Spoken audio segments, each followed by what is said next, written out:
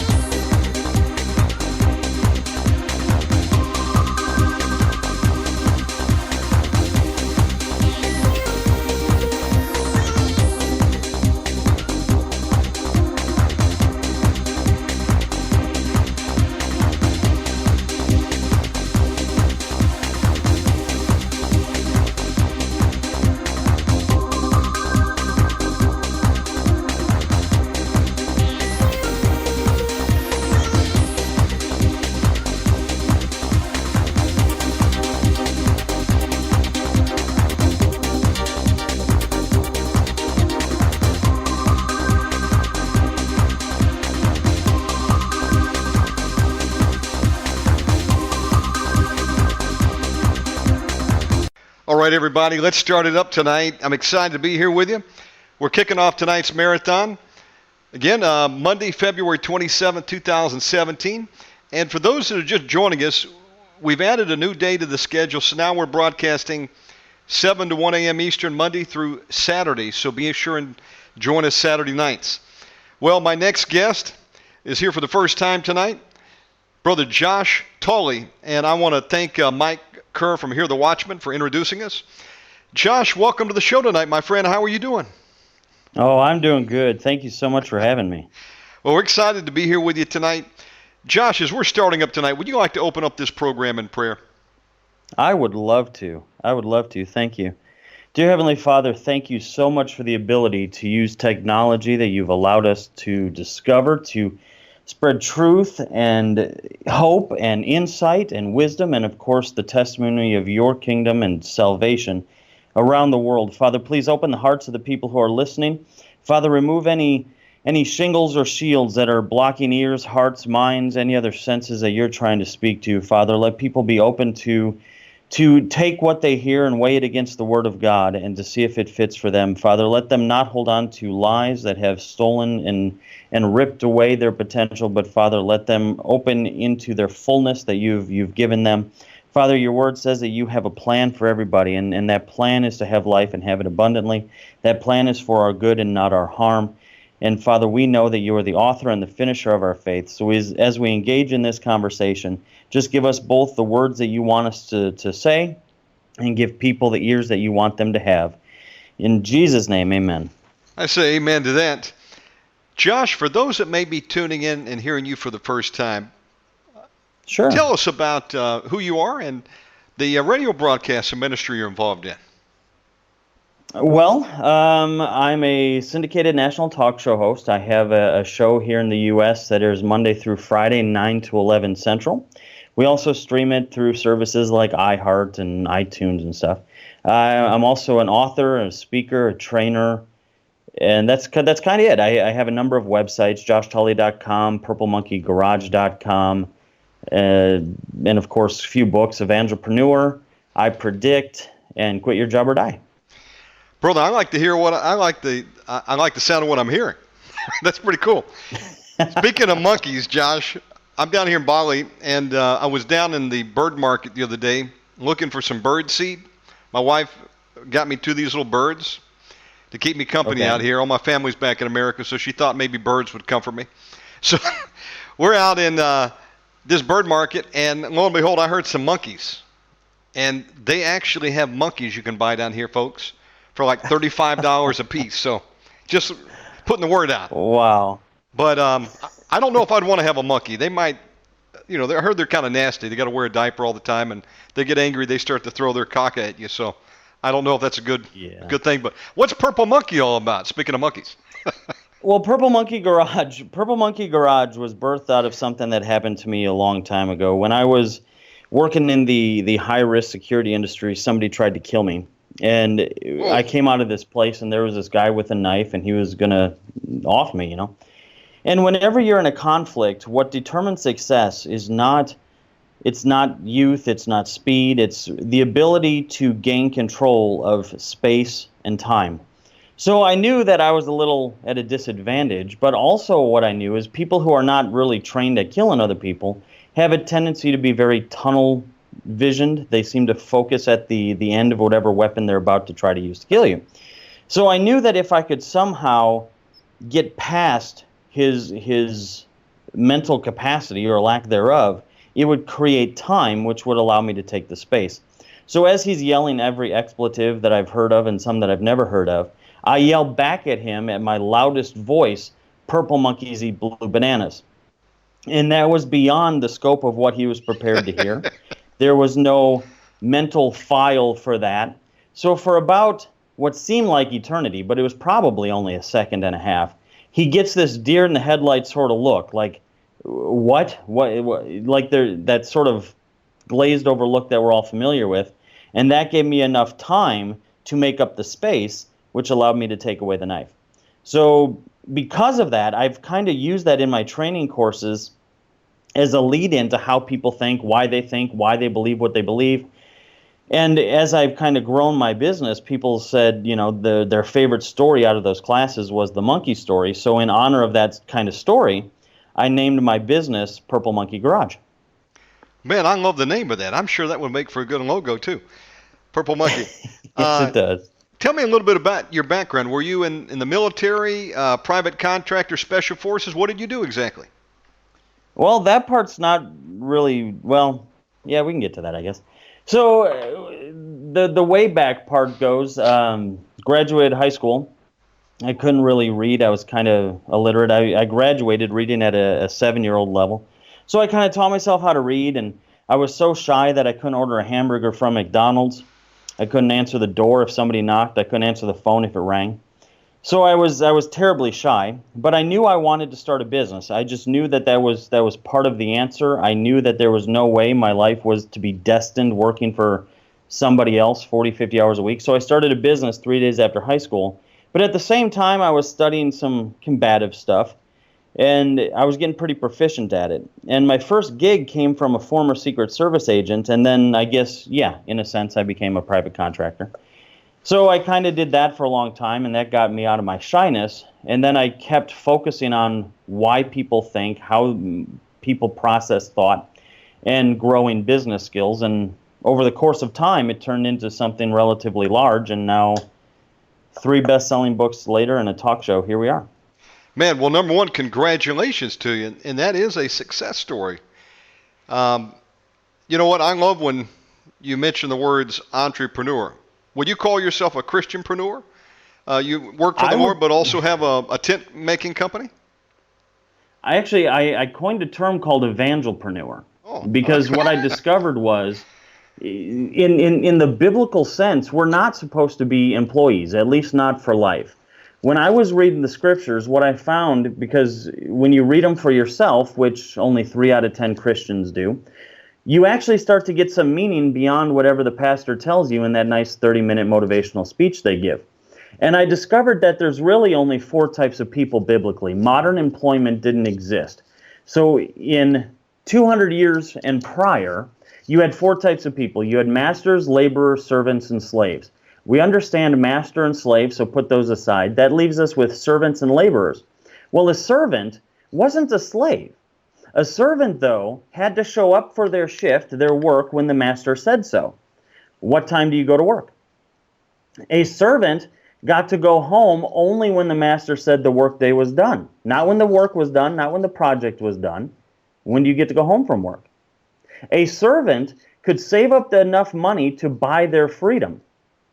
Well, today we call that retirement. If I could just save enough money, honey, in my 401k or my Roth, we can buy our freedom.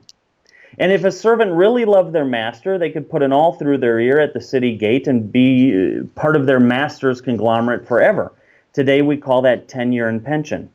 So in a very real way, what we're doing is we're teaching ourselves, and worse yet, our children, to be servants to money. And people tell me all the time, well, I'm not a servant to money, Josh. Money's not important. I don't have a lot of money. What servant had a lot? I mean, part of the indication that you were a servant was that you didn't have any. So a lot of us are becoming servants to money, teaching our children to be servants to money, which is a violation of what Jesus says in Matthew, where he says you cannot be a servant to God and money. Not that you can't because it's naughty or you shouldn't because it's a sin. He said you cannot. It's not possible. You're going to serve one of us, either God or money. And a lot of people think it's the entrepreneurs that are serving money, but in reality it's the other way around, because we sell our time, the most valuable thing we have, for money. If you're just joining us, we're live with Josh Tolley. Josh, in your experience, do you believe that it is possible for anybody to be an entrepreneur if they set their mind to it? Or is it just something that maybe a few people are called to do and would aspire to do? Is it maybe even a spirit of entrepreneurship that God will grant people? What's your thoughts on that? Well, I think that everybody can take advantage of entrepreneurship. That doesn't mean everybody has to go out and start the business, though, and that's kind of where we got messed up in our modern economic system. Whenever we talk to potential business owners, they always say, well, I don't want to work, a second job starting a business, or I've heard business owners work 50, 60 hours a week, or I don't know what I would do, or I'm too old, or I'm too young, or I'm disabled. And they think that somehow they have to be the one providing the product or service. Well, that's not the case. So should everybody participate in entrepreneurship? Absolutely yes. And until 1929, churches around the world taught that as the default Christian career. And if you look from Genesis to Revelation, you see entrepreneur, entrepreneur, entrepreneur, entrepreneur. Paul, you referenced a tent maker. So there's another entrepreneur. Joseph, Jesus' earthly stepdad, entrepreneur. David, entrepreneur. Adam, entrepreneur. Solomon, entrepreneur. They're all entrepreneurs. And 2 or 3 times we mention servants, but it's never praised that they're a servant. As a matter of fact, the only time we're called to be a servant is to be a servant to God.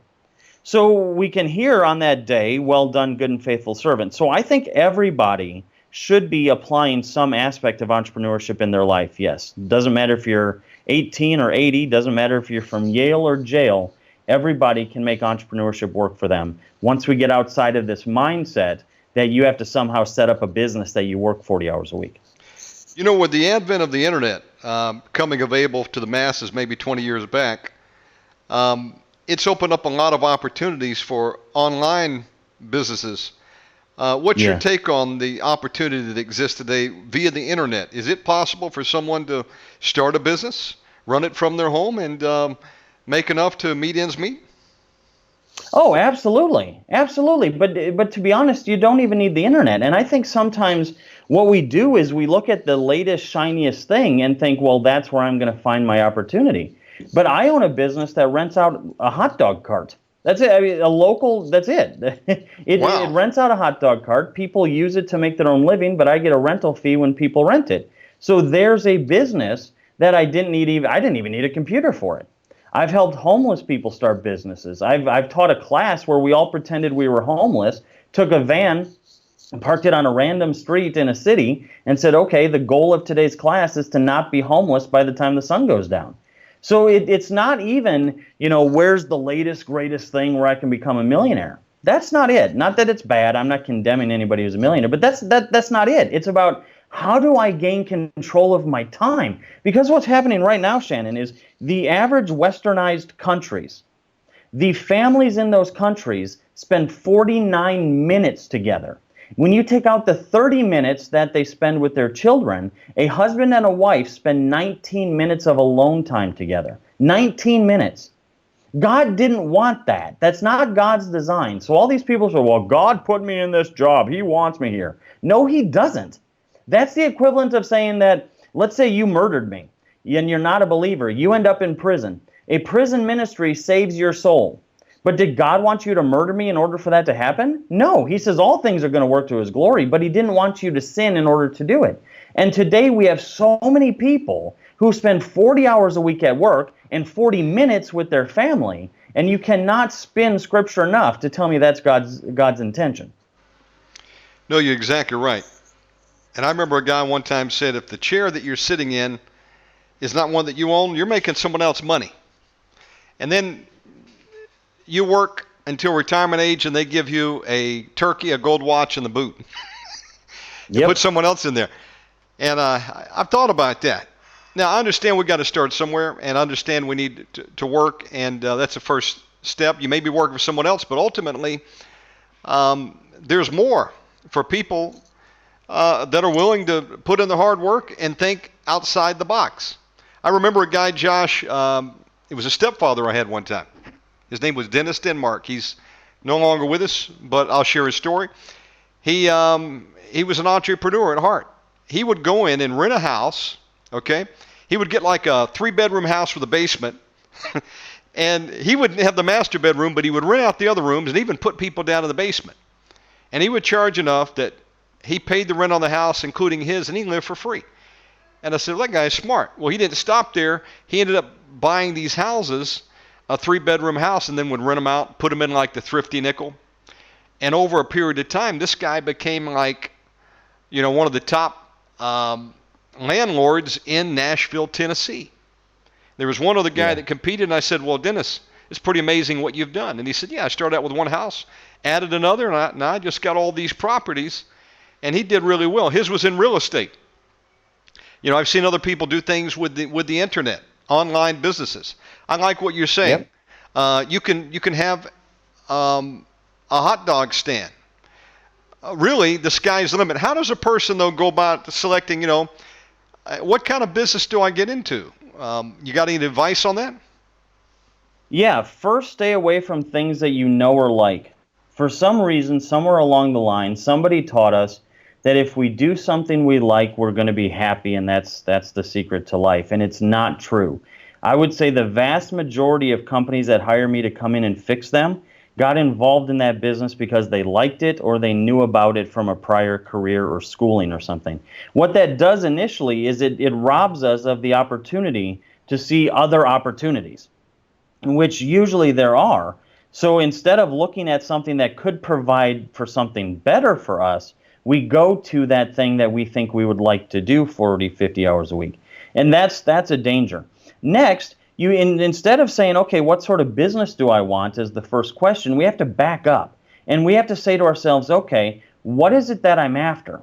See, when a kid comes up to you and they're 5 years old, we tell them, if they asked us, what can I be when I grow up? We say, anything you want to be. But somehow once they turn 17, we tell them, well, this is your skill set, this is what the aptitude tests say, and what sort of classes are you interested in college? And we have it backwards. We need to say to them, what sort of life do you want? And again, I'm not sort of some prosperity gospel sort of preacher. That's not it at all. It's just, what sort of life do you want? Do you want the sort of life that has the ability to go on 6-month ministry trips? Do you want the sort of life that offers a healthy food product? Like, what sort of life are you after? Then back up and say, what sort of business gets me that? Because the reality is that you could get involved in hundreds of businesses. In my book, Evangelpreneur, one of the chapters actually talks about, at the end of this chapter, I want you to write down 50 businesses that you could start today. But so many of us have no imagination. We just say, well, this is what I know or what I like, or this is what I think I would be good at, and we miss those opportunities. And it's a result of a lot of the programming through schools that we have. In the 80s, a company called Legos, which makes those little toys, almost went belly up. They almost went bankrupt because nobody was buying Legos anymore. And then somebody at the executive offices of Legos said, well, wait a second. Parents today are just a bunch of employees. They're raising their kids to be mind-numbed robot employees. So how about this? Instead of just providing a bucket of Legos for them to freely create with their imagination, let's make a pirate ship box, put instructions in it so they have to listen to the boss and see how that goes. And it was so successful, not only did it save the company, but if you went to the store today, Target, Walmart, wherever, and you went and got some Legos, you can't find just a box or a bucket of Legos. They are all supplied with instructions because they know people can't think creatively. And that's the problem. And that's that hurdle that we have to get adults over. This is so true. You've written several books. We're going to talk about them. The first book I'm seeing here on Amazon you had titled Quit Your Job and Die. And I was looking at the summary on it. It says, discover why you have a 98% chance of being poor by your 61st birthday if you're an employee. What caused you to come to that conclusion? That's actually pretty scary. Well, it's very scary, and it was a study that was done by the Banking Association, and they found by the time you turn 65, you're going to be dead or broke if you're an employee. And the reason that happens is there's nothing more dangerous than employment. If your listeners, if any of them are under 40, insurance actuators, which are those little nerds that figure stuff out really well, those guys figure that if you're under 40, the most likely place that you're going to die is at your place of employment. So I really hope you like it. But beyond that, work is the number one cause of stress. You are 5 times more likely to have a heart attack between 6 and 10 a.m. on Monday morning than any other day of the week. You are more likely to suffer from strokes. You're more likely to suffer from even things like cancer and heart disease. I had a cardiac surgeon on my show, and I asked him, what's the number one cause of death? And he said stress. And I said, what's the number one cause of stress? And he said money. Currently, suicide claims more lives than traffic accidents. Number one cause for suicide, money. Currently, in believer populations in churches around the world, the divorce rate is 50 to 60%. Number one cause of divorce, money. Currently, with teen drug use and pregnancy in a home, number one reason for that is both parents are out of the home, money. So when we look at money, we love to, as believers, say money's not that important. But if we do that, we're failing to see what money is doing around us, and we're failing to read the scriptures. So when we look at a book like Quit Your Job or Die, I thought it was going to be a ha-ha title, and I was going to rename it once you're done. That's kind of common when you write a book. But by the time I got done, I discovered, holy cow, one of the worst things you can do for your life and your future is to be a lifelong employee. And I remember that I was checking into a hotel once, and this guy who was checking me in saw me on TV, and he said, hey, you're that guy who talks about starting a business. And I said, yes. And he said, well, I heard 8 out of 10 businesses fail. I could never do that. It's too risky. And I said, well, if that's the case, over 95% of all employees fail. I'm already 15 percentage points ahead of you. So we have this idea that somehow employment is what offers us security, when in reality, mathematically, it can't. An employment situation can never, ever keep up with inflation. And besides that, from a faith perspective, you're not supposed to count on your job as your provider. You're supposed to count on God as your provider. And when we look at the Bible and it says, we're going to, or God loves us more than he loves the sparrows. Look at how well he takes care of the sparrows. Well, think about this for a second. That sparrow doesn't get to sit in his nest and somehow magically, poof, birdseed pops into his belly. He still has to go out and get it. And entrepreneurship is that for us. It's our ability to get up and go out and get it. Whereas employment is basically us saying, well, please toss some birdseed toward my nest. And we're not relying on God as much as we're relying on Uncle Sam or whatever government your listener happens to be in and some employer. And that ties into being equally yoked too. Because we always hear, well, we shouldn't be unequally yoked, and we think for some reason that just applies to marriage. No. In a very much more real sense, we're using yoke because God is relating it to labor. Well, who are you yoked to in your labor situation? Did you interview your boss to make sure he's not spending the money that you make him on, prostitutes or drugs or satanic temples or something? Did you even bother to check what his values are? How many of us cling to our Bible, say we shouldn't be unequally yoked, and then we go get a job because the ad was on Craigslist?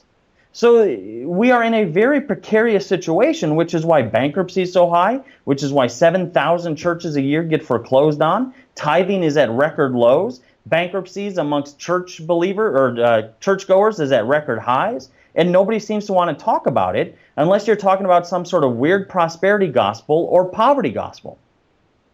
Wow, that's the truth. We're talking to Josh Tolley tonight. He's written several books. one of his newest, Evangelpreneur, how biblical free enterprise can empower your faith, family, and freedom. Look, I'm a believer in entrepreneurism. You know, you see a lot of MLMs going on out there, and a lot of people joining them because inherently everybody would like to make some extra money. I've been a part of about 5 MLMs over the course of my life, and I'll be honest with you, I never really made any money with them. What do you think about MLMs? Have you evaluated those? Well, yeah, absolutely. Statistically, only about 4% of people who involve themselves in an MLM will make money. But in defense of the MLMs, it's usually not their fault. It's usually the people who get involved. So you have people who get involved, and they have this idea in many cases that they're just going to sit back, tell their mom to buy some stuff, and they're going to get wealthy. The reality is it doesn't work that way.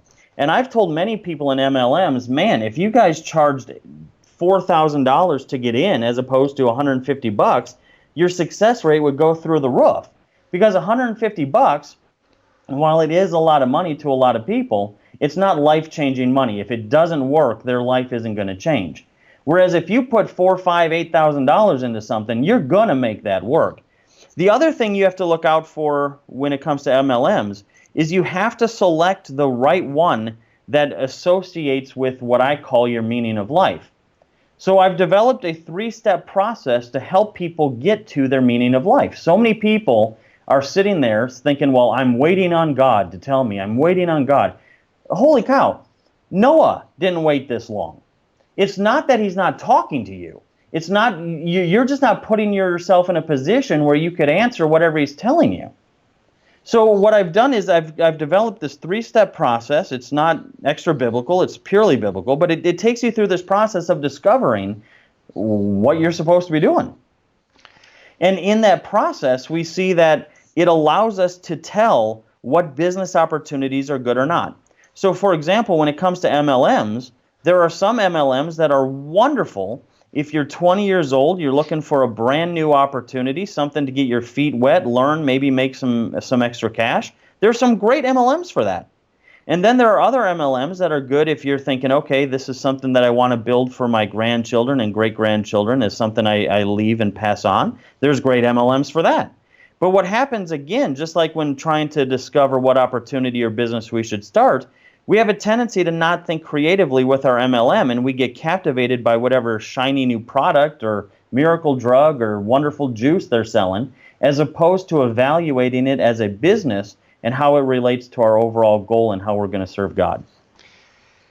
We're speaking to Josh Tolley tonight on the subject of being a Christian and an entrepreneur. Folks, it is possible to be both.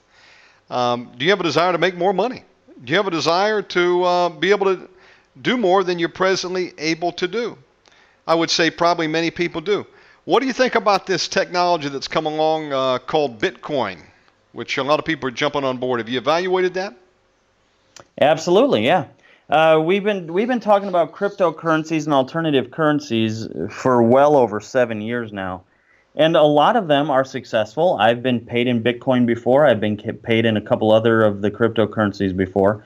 As an entrepreneur, it's something you definitely want to make sure that you are at least understanding and paying attention to, because you're going to have a lot of customers who want to pay you in these alternative currencies. And if you're not aware of how they work, then you're missing out on a revenue stream.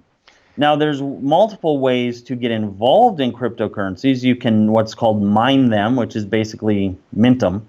You can mint them, which takes a lot of computer power and oomph. You can speculate, kind of like people speculate with the dollar or the British pound or whatever. You buy one, hope it goes up in value, and then sell it. Or you can use it as a currency. I met an 18-year-old kid when I was in South America who took a $1,000 loan out from grandma, bought Bitcoin when it was about 25 cents, and now he's a multi-millionaire with 3 homes and a Ferrari. Wow. So there's definitely the ability to take advantage of cryptocurrencies. I know I run into a lady every once in a while when I speak at conferences. She runs her entire life off of Bitcoin.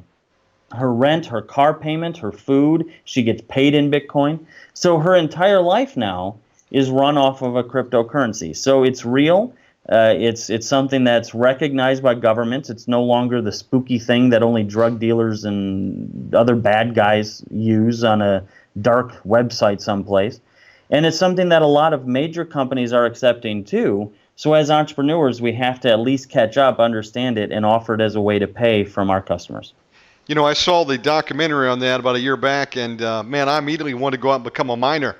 And then I realized, you know what, maybe I got in a little bit late on the game, but not too late to use the Bitcoin. Folks, you can go to Coinbase.com, for example, and set up a free Bitcoin account tonight. Someone sent me $5 in Bitcoin. I said, this is pretty cool. And it even went up in value a little bit. We had John McAfee on the program a while back, Josh, and that dude, you know, he's an entrepreneur. Invented, you know, the software algorithms that started it all in terms of antivirus. But he comes back to the States, and I was wondering, what is this guy going to do next? Folks, he started a Bitcoin mining operation, and he's doing some other things, and he's making a profit off of it. So where there's a will, there's a way. You mentioned that dude over in South America. Have you went overseas looking for potential opportunities offshore as well? I hear China got 1 billion people over there. They've got a lot of expendable income. And if you got the right product, you can make money in China. What do you think about some of these other markets as an entrepreneur?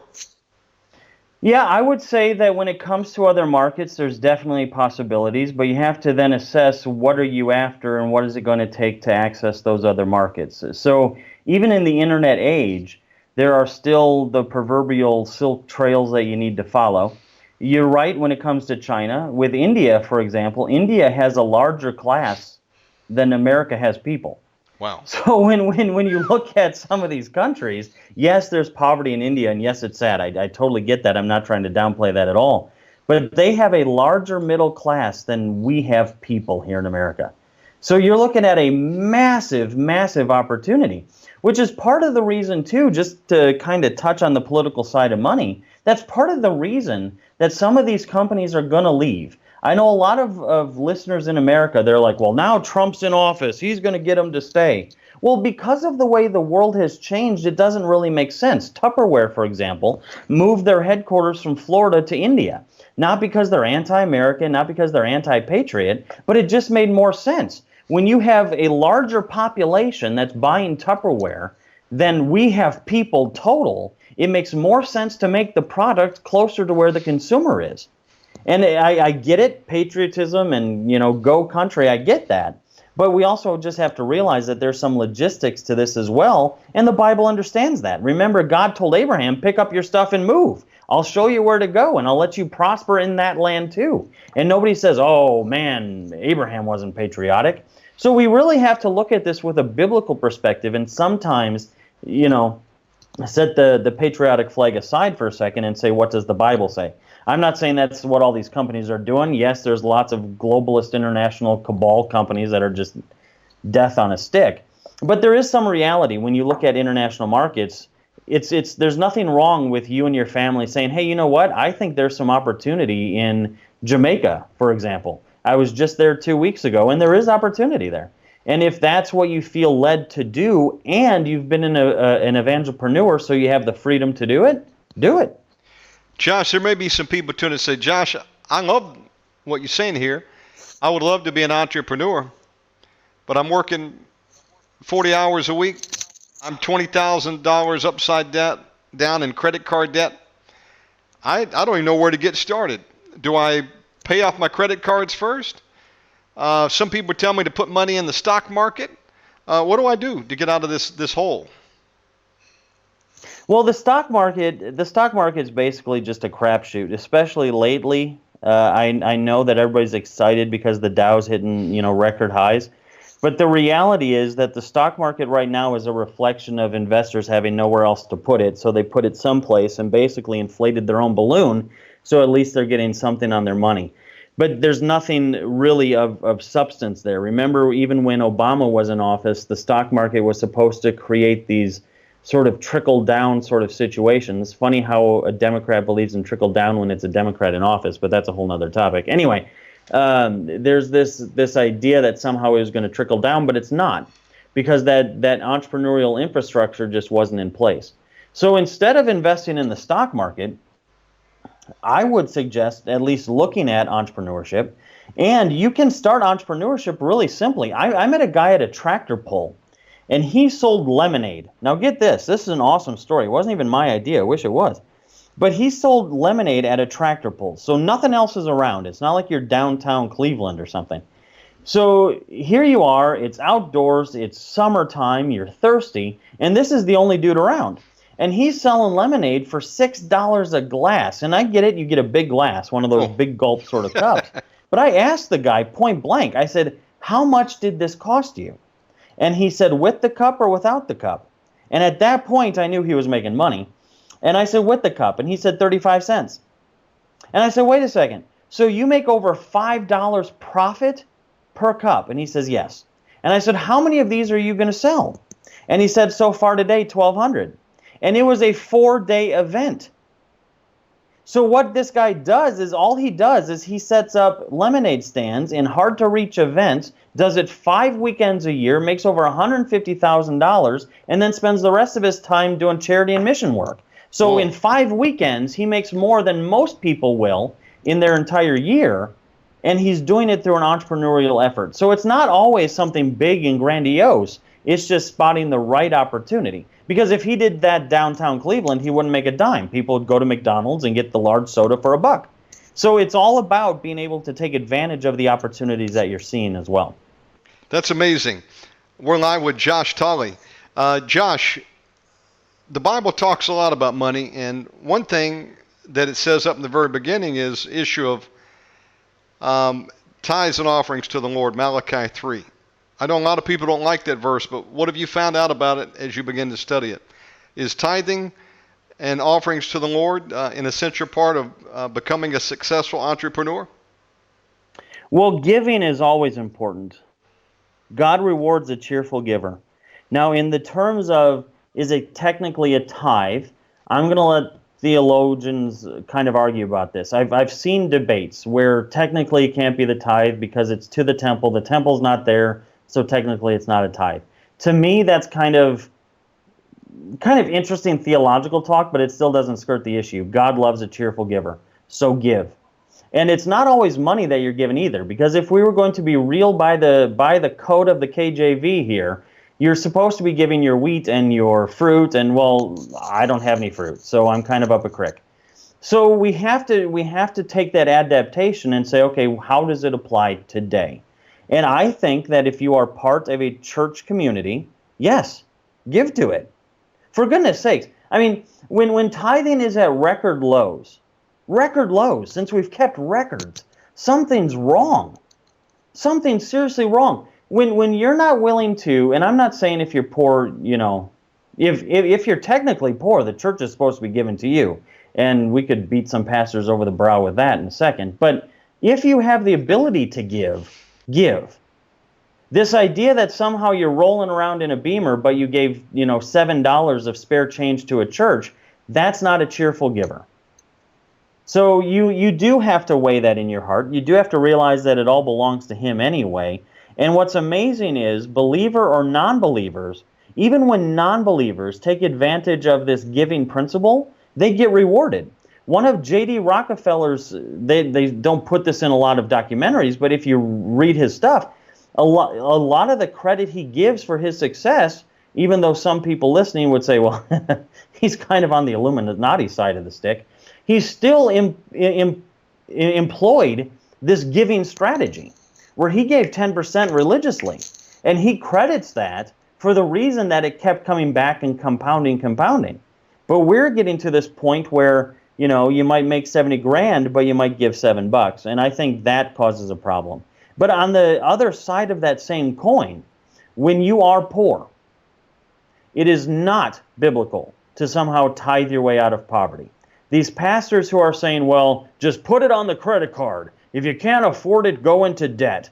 Wrong. Absolutely wrong. When we look at that widow's mite story, where that lady comes in and puts the widow's mite in the collection, and Jesus hears her, we have to realize something. This lady wasn't in debt. And the reason we know that is because if she was, she'd be in debtor's jail.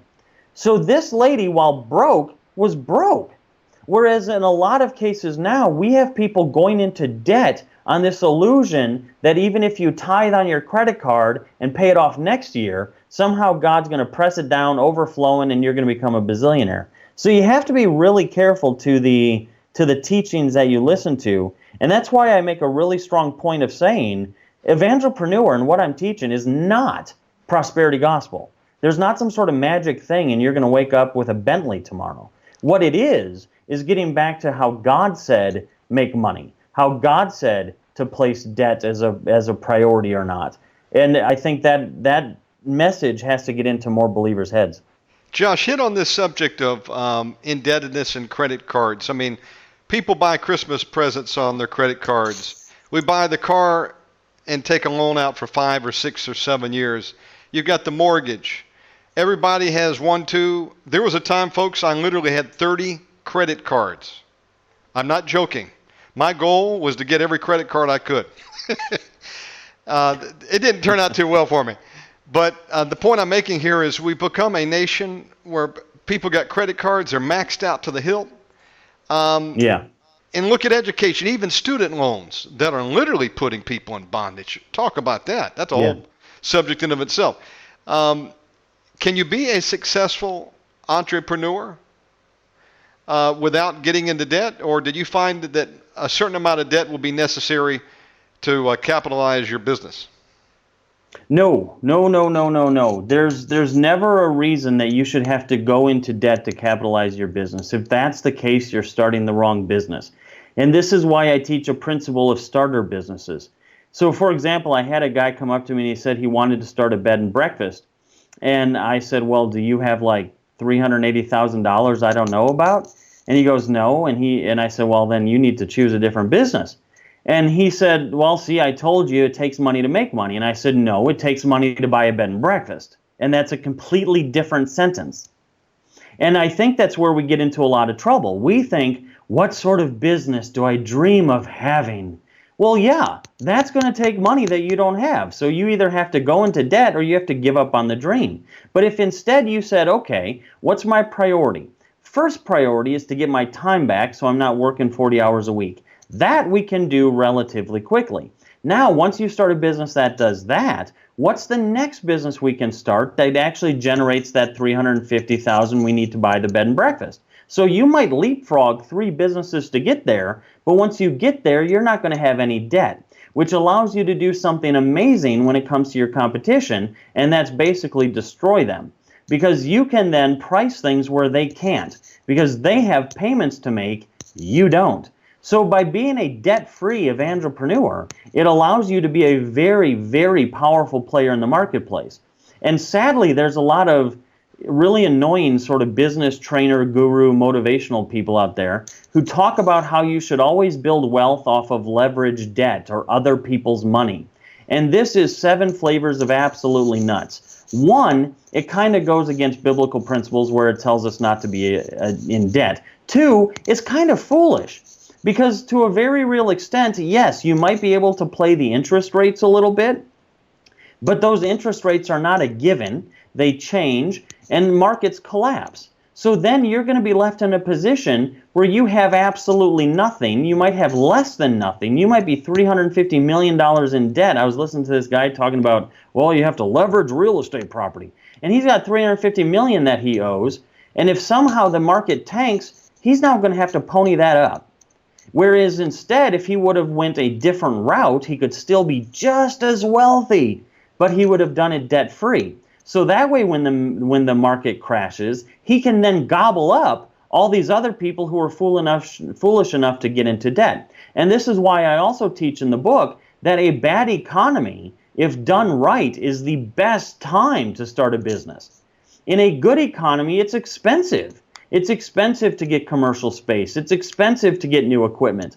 But in a bad economy, when everybody was foolish, didn't listen to the Bible, and instead listened to some guru on YouTube, they all got in debt, which means in the bad economy, they have to liquidate for pennies on the dollar, and you get to come along and gobble up equipment and rental space. I've seen deals where rental space that was going for thousands of dollars a month in a good economy now goes for just a percentage of the volume of a business that's willing to occupy the space, because at least they need to make something in order to keep the wolves at bay. And this is why Biblical-based entrepreneurship empowers faith, family, and freedom. Josh, talk a minute about savings. Is savings part of your plan? And if so, what percentage of someone's income should they be saving, or do they take that and just put it into the business and not save? What's your thoughts on that? Well, you have to remember that savings is not supposed to be the source of income. And right now, what's happening is we have a lot of people who think they're somehow going to save their wealth, and that's how they're going to get wealthy. That's mathematically impossible. It's seriously not even mathematically impossible. You can't save your way to wealth. And that's just a lie that the industry has told you to give them money to then lend out on fractionary lending principles. So this idea of saving your way to wealth ain't going to happen. Now, you shouldn't be foolish. I mean, you shouldn't be like, hey, I'm going to blow it on a party or something. That's not it either. You're supposed to be wise. You're supposed to be a good steward. But what you're supposed to do with your savings is be strategic about it. Why are you saving it? What are you going to then use it for? Savings should never be, well, I'm just going to let it sit in here and draw on the principal. Because one, like I said, you're not going to outpace inflation. Two, it's not serving a purpose there. Part of the problem we're having right now as a global economy is too many people are sitting on the money. So in reality, what you should be looking at is how do I invest this money in such a way that it gets me into entrepreneurship opportunities through multiple different sources. So for example, if you look at a basic retirement package that some investment guy is going to tell you, they're going to use an example of, say, $5,000. And if you save $5,000 over the course of 40 years, the rule of 72, yada, yada, yada, it's going to give you X. X is never going to be where you need to be if you take into consider inflation, but that's a whole nother topic. But at the end of the day, that X isn't going to provide you anything of merit, of worth, of flow. Whereas if you took that same $5,000 and invested into 10 businesses at $500 in entrepreneurial opportunities, in that same 40 years, you're now invested in 400 small companies that are growing. A half of them are going to die on the roadside. Boom. Okay, so 200 are down. And then if only 10% are left that are making a substantial profit of even $1,000 a month, you're now making $10,000 a month. Whereas the idea of the principal that he was going to give you, that's not going to pay that out. And it also keeps up with inflation because entrepreneurship has the ability to keep up and in some cases be ahead of inflation, whereas savings and employment are always going to be behind the inflationary wave. So that's how I look at it. And I put a chapter in the book called Saving the Gravy, Retiring Evangelpreneur Style. This is an amazing talk tonight. You've got me pumped up. I've dabbled in entrepreneurship over the years, and I want to do it again. And why? Because I want to invest in kingdom work. Let me tell you something, Amen. Josh. I know so many great men and women of God that have some great stuff to teach. If only there were the funds to rent the venues. And folks, somebody's got to pay the bill. And either we give to it or someone has to hope that there's an angel investor or someone that will come in and finance it. And I'm of this opinion, God, if you'll open the door, use me as a financial conduit again, I'll write those checks. I've done it once before, I'll do it again. Because I want to see these things happen. But folks, you've got to have income stream. And, it says God giveth the power to get wealth. Yes, he does. He makes the rich, he makes the poor. But you look at the patriarchs of old, they had great wealth. And that was a sign of the blessing of God. It doesn't always mean you're blessed if you have money, don't get me wrong, but clearly you look at Abraham, Isaac, Jacob, the descendants, they were blessed people.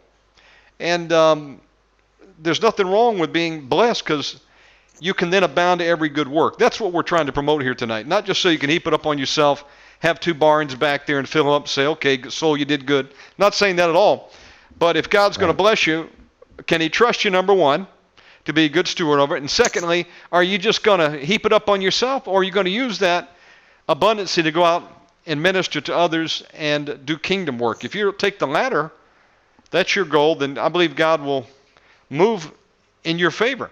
I'm excited about this book. Where can a person go and get a copy of this if they'd like to pick it up? They can get it anywhere books are sold. Amazon, Barnes & Noble, Walmart. I mean, everybody sells it.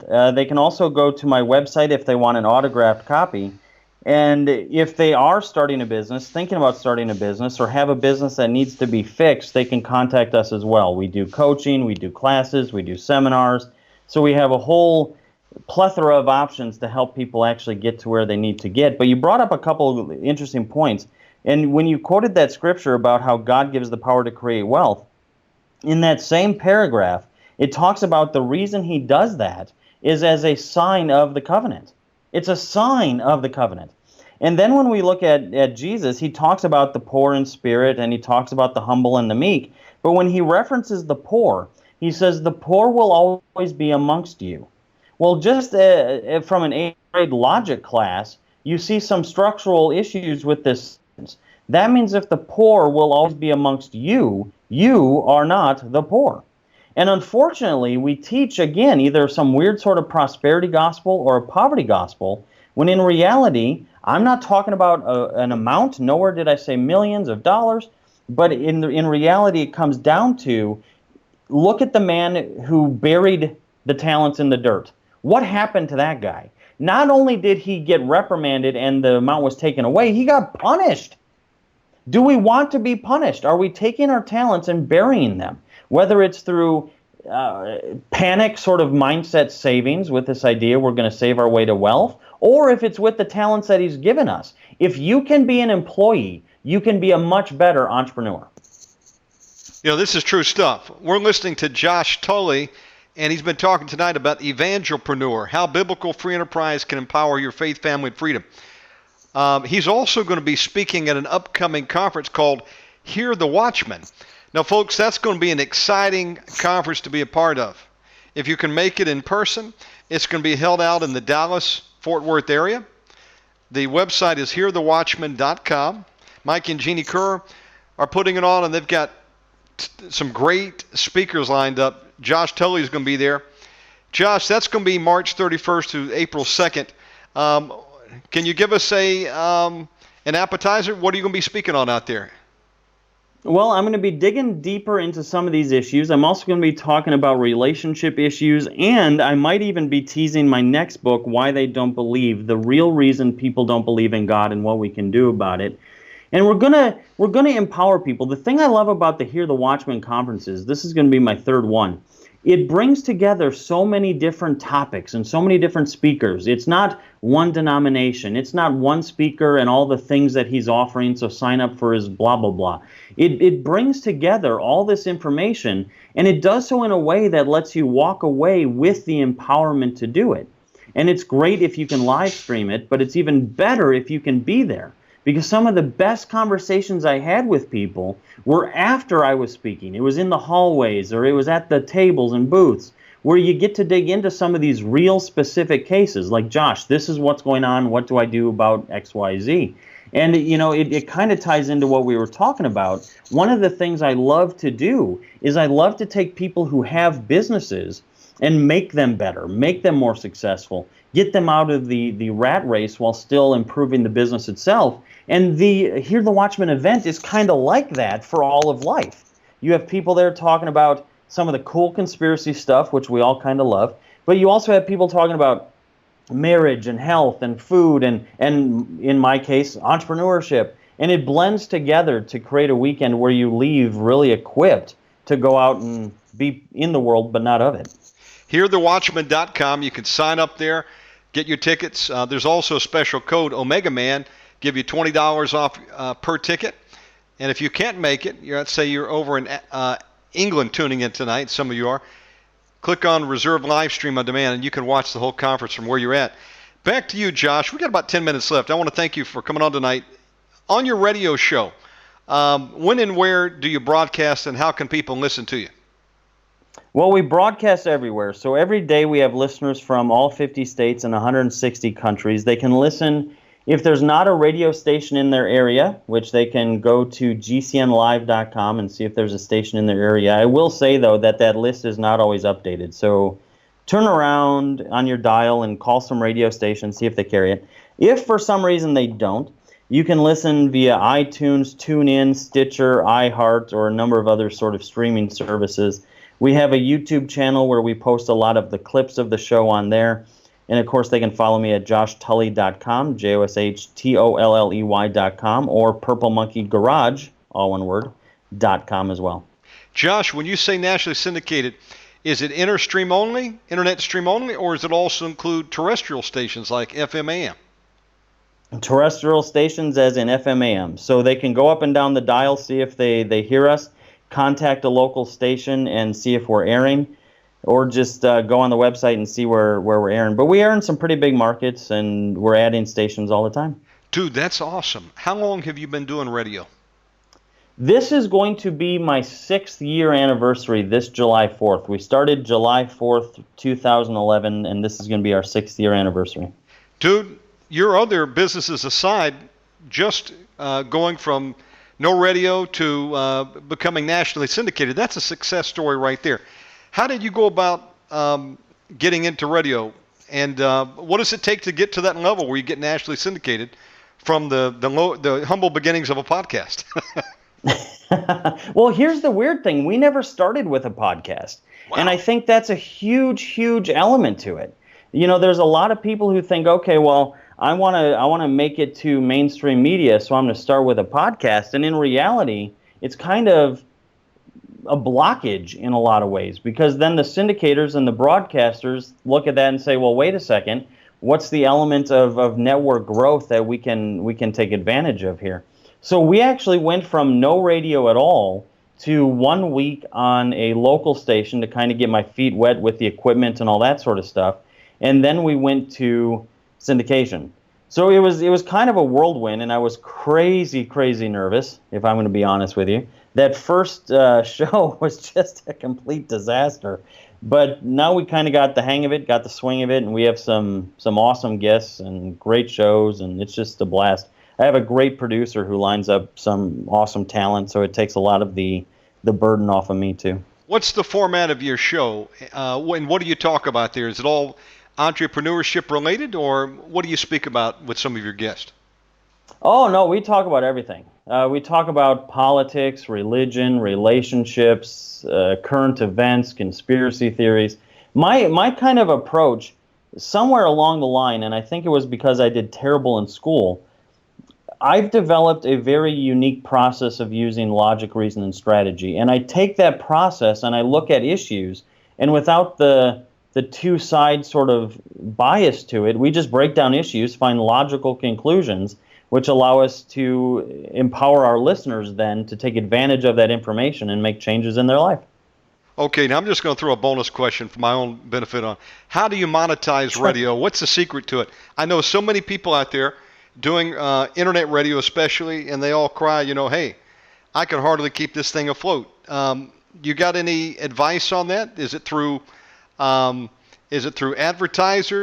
fundraising efforts? Are you selling gold? You got any tips on that? How do you actually monetize what you're doing in terms of the radio aspect?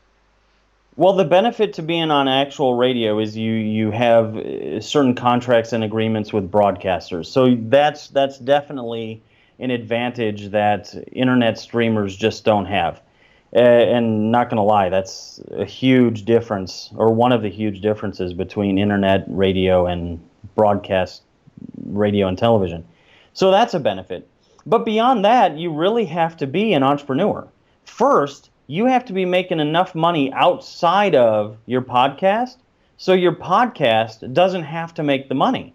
There are so many people who start podcasts and destroy family time because they're working 40 hours a week, and then they come home and do 3 hours a night working on their show, or they start their show and it lasts for a month and then it goes away, and then it comes back 6 months later and then it goes away.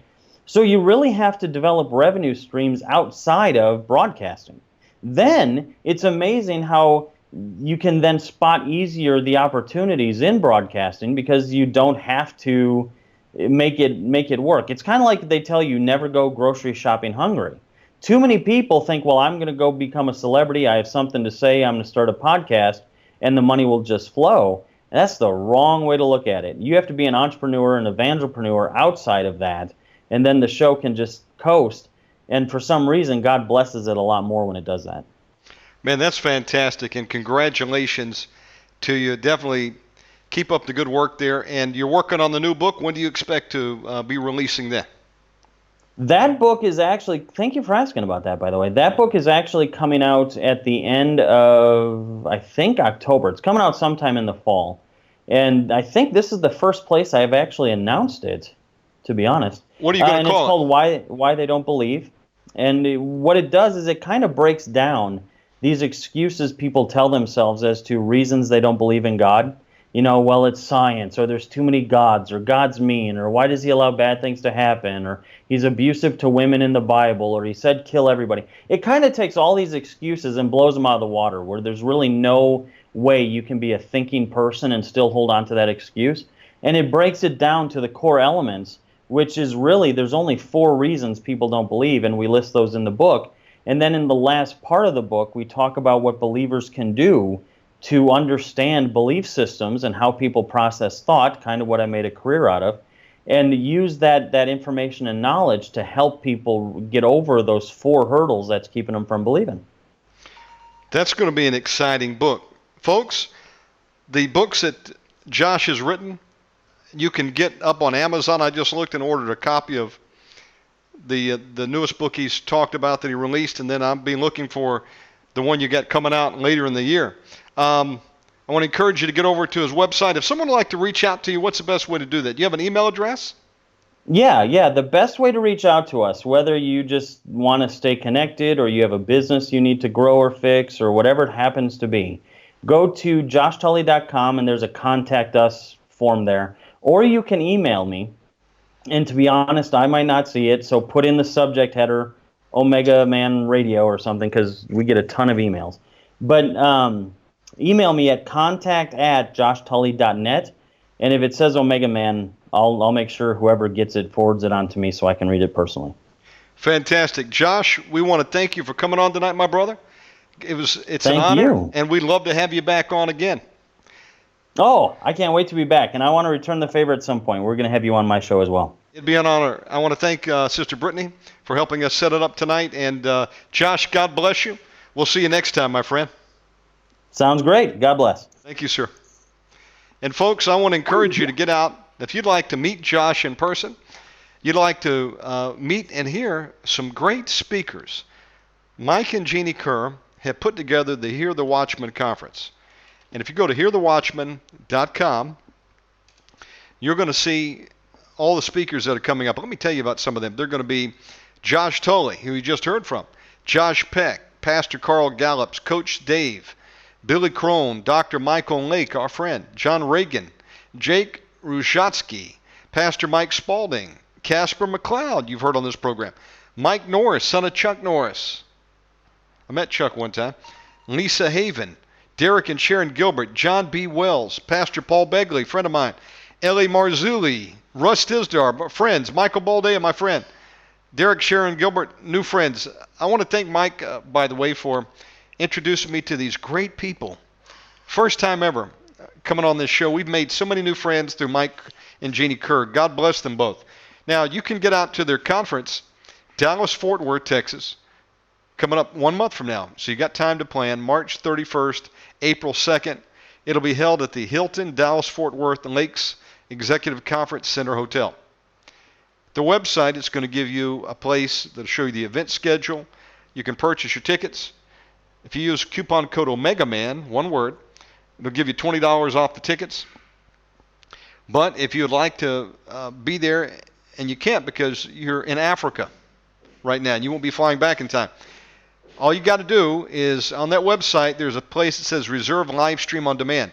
Anybody who'd like to be a part of this conference can, and when you sign up, you've got 30 days to listen to all the speakers, which will be put up on the stream. They're going to have some good stuff there. Each one of them will be bringing a special, unique message. So I tell you, it's going to be an awesome time. That's 18 people I'm counting here that are going to be up there at that conference. Go to hearthewatchman.com for more information. If you want to get Josh Tolley's book, and I love Entrepreneur Talks. go to joshtolley.com, or you can find him up on Amazon. Amazon has his books. Omega Man Radio has been commissioned to invade deep into enemy territory, drive out the hosts of hell, and take back the land.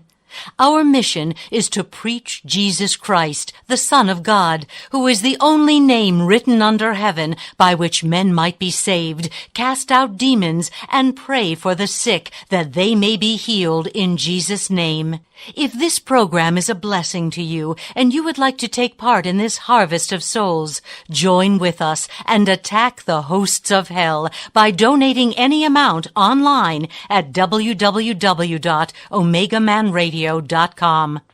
You may also donate by sending check or money order to 9030 West Sahara Avenue, Suite 665, Las Vegas, Nevada, 89117. We thank you.